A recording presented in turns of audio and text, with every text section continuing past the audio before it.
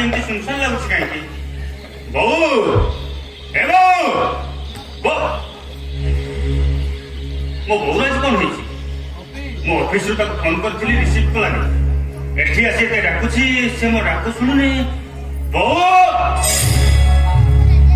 तनु कौन तनु तो मुखरे जमा खुशी नहीं बहुर कौन अरे दादा भल अच्छी तो ମୋର କାଇଁ କଣ ସେ ତ ଘର ଭିତରେ ବସିଛି घर भितर बसी मु फोन करी रिसीव करनी मु एठी आसी डाकुची से मो डाक शुणुनी क्यों सामने को शुणी कहीं ଆଚ୍ଛା ଭାଇ ତମେ ଆଜିଠାରୁ ଏଇ ଚୌଧୁରୀ ବଂଶର ସବୁ ସମ୍ପତ୍ତିର ମାଲିକ ହୋଇଯିବ ନା ତନୁ ତୁ ଏମିତି କେମିତି କହୁଛୁ ଆଚ୍ଛା ଭାଇ ଆଜିଠାରୁ ଚୌଧୁରୀ ବଂଶର ସବୁ ସମ୍ପତ୍ତିର ମାଲିକ ହୋଇଗଲା ପରେ ତମେ ଜୀବନ ଭାଇକୁ ନିଜ ରାସ୍ତାରୁ ହଟେଇ ଦେବାକୁ ଚାହିଁବ ନା ଚୁପ୍ ହେଇଯା ତନୁ ଚୁପ୍ ହେଇଯା କେମିତି ଚୁପ୍ ହେଇଛି ଭାଇ ଆଚ୍ଛା ଭାଇ ଏ ଘରକୁ ତମର ବାହାଘର ସରିଗଲା ପରେ ଭାଉଜ ଆସିଲା ପରେ ସେ ଯଦି ଆମକୁ ଭଲ ନ ପାଏ ଆମକୁ ଯଦି ଆଦର ନ କରେ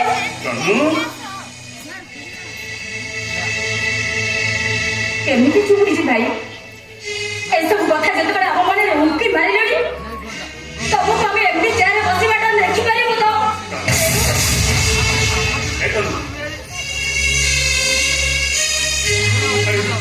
ଏମିତି ସବୁ ଧାରଣା ତ ମନ ଭିତରେ ଏ ନିଜ ଉଦ୍ଦେଶ୍ୟ ମୋର ଅଛି ବୋଲି ତୁ ଭାବି ପାରୁଛୁ ଏ ତନୁ ମୁଁ ପୁରା ତୋ ଭାଇ ଈଶ୍ୱର ଭାଇ ଆରେ ତମ ମାନଙ୍କର ସ୍ନେହ ମମତାର ପାଉନାକୁ ସ୍ୱାର୍ଥପରତା ଦୃଷ୍ଟିରେ ଦେଖିବା ଆଗରୁ ମୁଁ ତ ମରିଯିବାକୁ ଉଚିତ ମନେ କରିଛି ଏସବୁ ଭାବନା ତ ମନରେ ଆସିବା ଆଗରୁ तो भावनार झील गुड़ाक छिंडी गलानी तो मन विद्रोह कर उठिलानी तो जीवनटा अटकी गलानी केमिति एसबू कथा को तो मुहर धरी पारिलु तनु नाई भाई एसबू मनर कथा नुहे कि मो मुहर कथा भी नुहे काहे ओ बहु एसबू कथा चाहुचे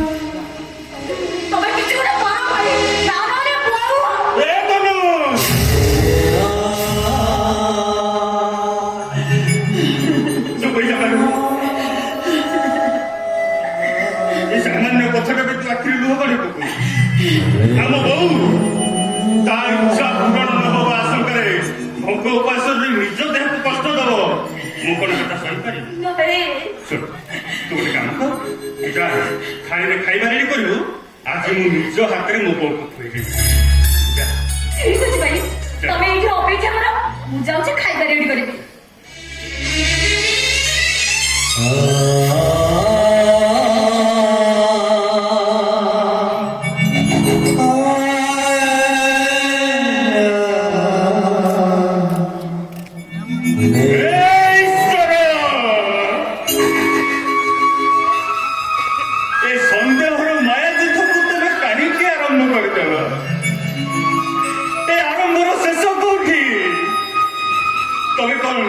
ମୋ ଭାଗ୍ୟରେ ଭବିଷ୍ୟତକୁ ନେଇ ଏଇ ଉପହାର ରଖିଛ ଯେ ମୁଁ ଗୋଟେ ଅମଣିଷ ପଶୁ ପାଲଟି ଯିବି ସବୁ ସ୍ନେହ ମମତାର ମିଠା ସମ୍ପର୍କରେ ମୁଁ ବିଷ ଭରିଦେବି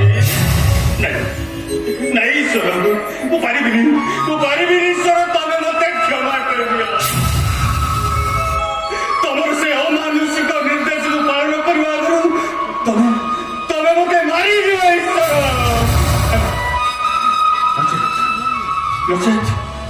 ए लड़ाई में तमें मो बहु को विजयी कर दिया ହଠାତରେ ଏ ସ୍ନେହ ମମତାର ମହାଭାରତ ଯୁଦ୍ଧରେ ତମେ ମତେ ହାରିବାକୁ ଦିଅ। ତମେ ମତେ ହାରିବାକୁ ଦିଅ।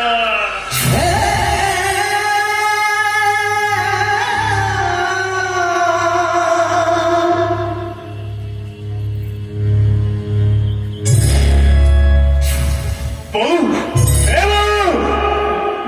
ବୋଉ ମୁଁ ତ ପାଖକୁ ଯିବାକୁ ଚାହୁଁଛି ତୁ ମୋଠୁ ଦୂରେଇ ଯାଇପାରୁଛୁ। ଏ ବୋଉ ମୋ ଡାକ କଣ ତତେ ଶୁଭୁନି ନା ନ ଶୁଣିବା ପାଇଁ ପ୍ରତିଜ୍ଞା କରିଦେଇଛୁ। ବୋଉ ମୋ କଥା ଟିକେ ଶୁଣୁ ବୋଉ।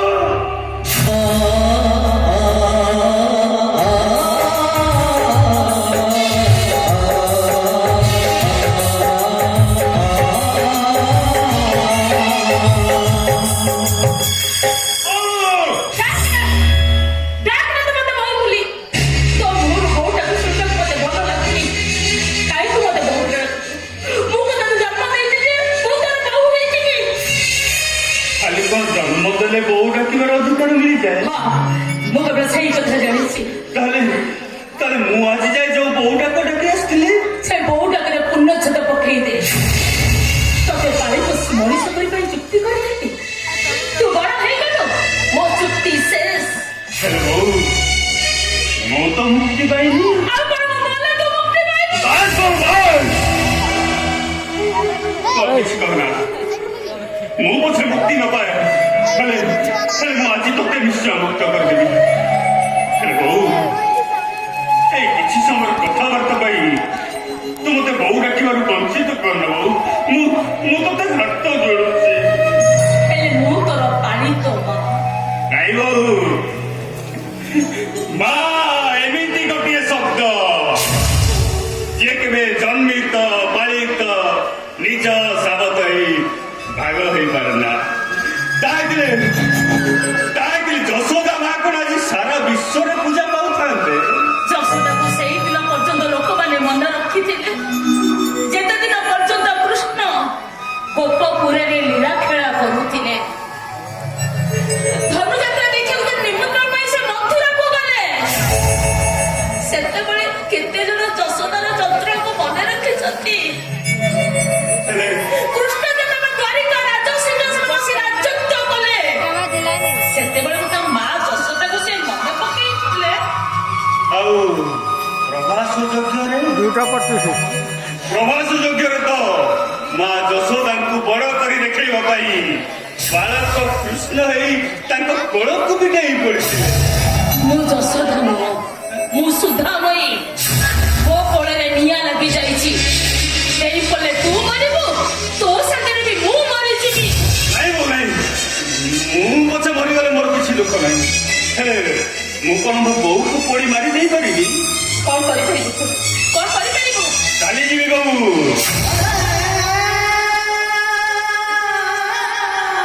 ସେଦିନ କୃଷ୍ଣ ଗୋପପୁରୀକୁ ଛାଡ଼ି ଚାଲିଗଲା ପରି ମୁଁ ବି ସବୁଦିନ ପାଇଁ ଏ ଚୌଧୁରୀ ବଂଶରୁ ଅପସରି ଯିବି। ଏମିତି ଅପସରି ଯିବି ଯେ ପ୍ରବାସ ଯୋଗ୍ୟ ପରି ମୁଁ ମରଣ ଯୋଗ୍ୟରେ ବି ଏ ବଂଶର କାହାରିକୁ ମୁଁ ଦର୍ଶନ ଦେବାର ସୁଯୋଗ ଦେବି।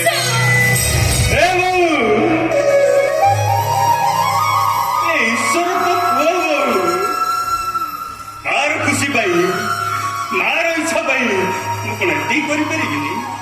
ତାହେଲେ ମୁଁ କି ପୁଅ? ହେଲେ ବୋଉ এই কথাটা ତୁ ମତେ ଏକାନ୍ତରେ କହିଦେଇଥିଲେ ତ ସବୁ ଅଡ ତୁଟି ଯାଇଥାନ୍ତା। କାହିଁକି ତୁ ଅନ୍ୟମାନଙ୍କ ଆଗରେ ଏଇ କଥାଟା କହି ଗୋଟେ ନିନ୍ଦିତା ନାୟିକାର ଅର୍ଥ ନେଲୁ? କାହିଁକି ତୁ ମା ପଡ଼ିଆକୁ ଅଦା ଜୁଡୁଗୁଡୁ କରିଦେଇ ମାଟି କାଦୁକୁ ଏ ଅଗଣାରେ ଗଣେଇ ଦେଲୁ?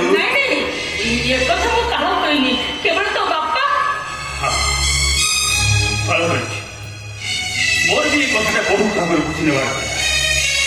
ଅନାଥ ଆଶ୍ରମରୁ ଆସି ଏତେ ସବୁ ପାଇଯିବା ପରେ ମୁଁ ମୋ ନିଜ ପାଇଁ ଏକ ଛୋଟ ବ୍ୟବସ୍ଥା କରିନି କାହିଁକି?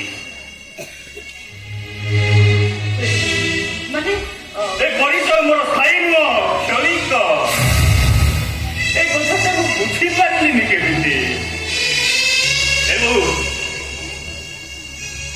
ବିଳମ୍ବରେ ହେଲେ ବି ତୁମ ପଥ ପ୍ରଦର୍ଶକ ସଜି ମୋତେ ବାଟ ଦେଖେଇଛୁ ସେଥିପାଇଁ ମୁଁ ତ ପୁରା ବହୁତ ଖୁସି। ତୁ କଣ ମତେ ଆକ୍ଷେପ କରୁଛୁ? ନାଇଁ ବୋଉ, ବରଂ ତୋ ନିଷ୍ପତ୍ତିକୁ ମୁଁ ସାଦରେ ଗ୍ରହଣ କରୁଛି। ତାମାନେ ତୁ? ମୁଁ ତ କଥାରେ ରାଜି।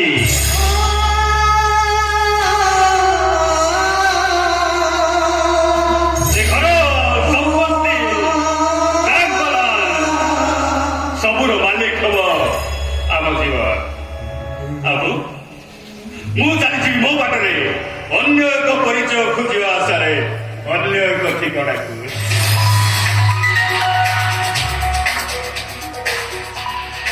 ଭାଇ,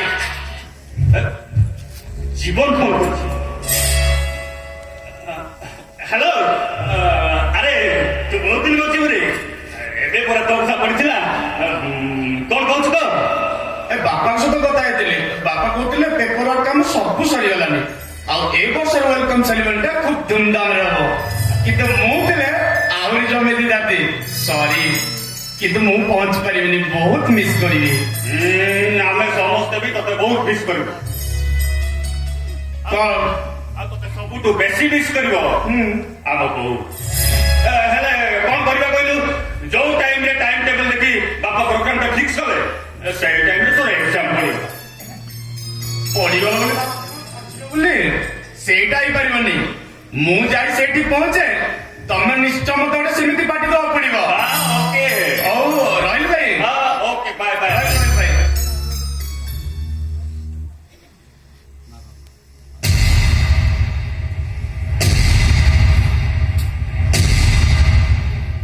ଜୀବନକୁ କାହିଁକି ମିଛ କହିବ? ଆଉ କଣ କରିଥାନ୍ତି? ସତ କଥାଟା କହିଥିଲେ ତା ଏକ୍ସାମରେ ଡିଷ୍ଟର୍ବ ହୋଇନଥାନ୍ତା। ତା ଛଡା ତା ପାଇଁ ଯେତେବେଳେ ଏସବୁ ହଉଛି ତାକୁ ଗୋଟେ ସରପ୍ରାଇଜ ଦେଲେ ଭଲ ହୁଅନ୍ତା। ହେଲେ ବୋଉ, ମୋର ମଧ୍ୟ ତମ ସମସ୍ତଙ୍କୁ ନିୟମ, ଜୀବନ ଫେରି ଆସିବା ଯାଏ ଏ କଥାଟା ଯେମିତି ତା ପାଖରୁ ଗୋପନ ହୁଏ। ତା ନହେଲେ ପରିସ୍ଥିତି ପାଇଁ ମୁଁ ଆଉ ଦାୟୀ ରହିବିନି। ତାହେଲେ ଯିବୁ କୋଉଦିନ? ରାତି ପାଇଁ ସକାଳ ହେଲେ ମୁଁ ଚାଲିଯିବି। ନାଇଁ କାଲି ଯିବା ଦରକାର ନାହିଁ, ସମୟ ସୁବିଧା ଦେଖି। ନାଇଁ ବୋଉ, ପୋଡ଼ିଗଲେ ତରକାରୀ ଯେମିତି ଆଉ ସ୍ୱାଦ ନଥାଏ, ଠିକ ସେମିତି ପରରୁ ନିଜର ସ୍ପର ହବାର ସାର୍ଟିଫିକେଟଟା ବେକରେ ଝୁଲେଇ ସାରିଲା ପରେ ଅତିଥି ଭବନରେ ରହିବା ଭୀଷଣ କଷ୍ଟଦାୟକ। ହେଲେ ବୋଉ, ତୋର ସବୁ ନିଷ୍ପତ୍ତି, ସବୁ ଇଚ୍ଛାକୁ ମୁଁ ଯେତେବେଳେ ମଥାରେ ଗ୍ରହଣ କରି ଏ ଘର ଛାଡ଼ି ଚାଲିଯିବି, ମୋର ମଧ୍ୟ ଗୋଟେ ନିଷ୍ପତ୍ତି ତୋତେ ମାନିବାକୁ ପଡ଼ିବ। ମୋ କଥା ରଖିବ। ମୁଁ କାଲି କୁଆଡେ ଯିବି, କଣ କରିବି, ମୁଁ କିଛି ଜାଣିନି। ତଥାପି ମୁଁ ଏ ଘର ଛାଡ଼ି ଚାଲିଯିବି ବହୁତ ଦୂର। ଏ ଘରର ସମ୍ପର୍କ ମାନଙ୍କ ସହିତ ମୁଁ ଆଉ କେବେ ବି ସମ୍ପର୍କ କରିବାକୁ ଚେଷ୍ଟା କରିବିନି। ମୁଁ ଆଜି ତୋତେ କଥା ଦଉଛି। ହେଲେ ବୋଉ, ମୁଁ ଏଠୁ ଚାଲିଗଲା ପରେ ତୁ ଆଉ କେବେ ଇଚ୍ଛା କରି ମତେ ଘରକୁ ଫେରେଇ ଆଣିବାକୁ ଚେଷ୍ଟା କରିବୁନି। ତୁ ଆଜି ମତେ କଥା ଦବୁ। ନାଇଁ ମୁଁ ଆଗରୁ କିଛି କହିପାରିବିନି। ନାଇଁ ବୋଉ, ତତେ କଥା ଦେବାକୁ ପଡିବ। ତତେ ମୋର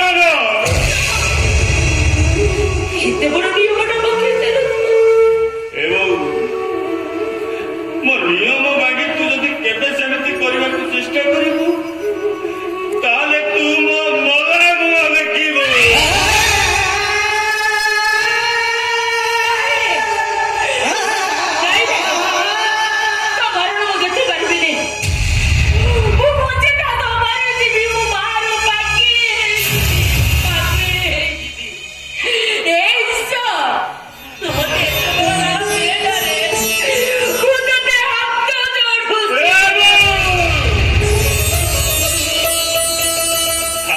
କାହିଁକି ମତେ ଅପରାଧୀ କରିଦଉଛି କହିଲୁ? ତାର ହାତ ପରା ସନ୍ତାନ ମାନଙ୍କ ମଥାରେ ରକ୍ଷା କବଚ ସାଜି। ଏବଂ ଚାଲ ଖାଇବୁ। ସେଇଟା କେମିତି ହବ? ତନୁକରା କହୁଥିଲା ତୁ କାଲିଠୁ କିଛି ଖାଇନୁ। ଚାଲ ଆଜି ଆମେ ସମସ୍ତେ ଏକାଠି ଖାଇବା। କାଲିକୁ ଯେତେବେଳେ ଆମେ ସମସ୍ତେ ଅବଶିଷ୍ଟ ଜୀବନ ପାଇଁ ପରସ୍ପର ଠାରୁ ଅଲଗା ହେଇଯିବା କାଲି ତ ଆମେ ସୁଯୋଗ ମିଳିବନି। ତେଣୁ ଆମେ ସମସ୍ତେ ଭାବି ନେବା ଏଇଟା ହଉଛି ଆମ ସମସ୍ତଙ୍କ ପାଇଁ ସମ୍ପର୍କର ଶେଷ ପାଉନା। ଆଉ କାଲିର ବନ୍ଧନ କରା ଚନ୍ଦନ। काले पास मेरा घोड़ा आज मेरा हंसी काले पास मेरा से मेरा आज मेरा हंसी